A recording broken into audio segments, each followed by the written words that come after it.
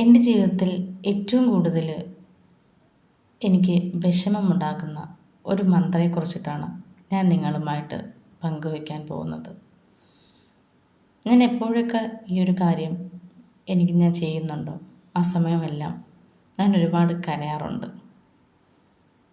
അത് ഹൃദയത്തിൽ നിന്നും തന്നെ വരുന്ന കരച്ചിലാണ്.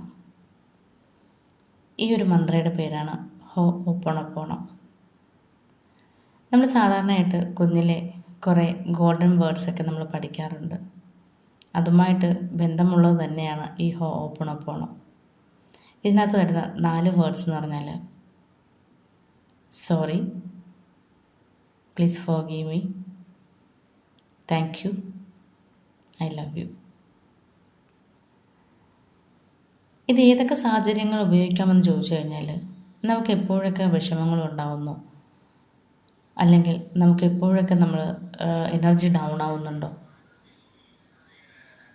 ഏതൊരു സിറ്റുവേഷൻ വന്നാലും ഈ ഒരു ഹോപ്പോണോപ്പോണോ നമുക്ക് ധൈര്യമായിട്ട് ഉപയോഗിക്കാം.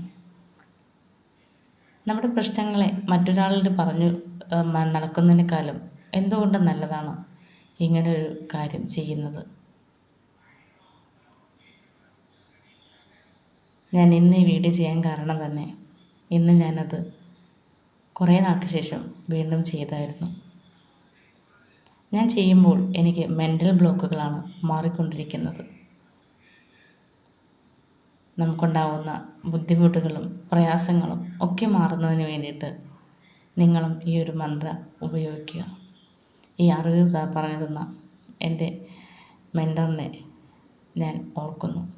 Thank you.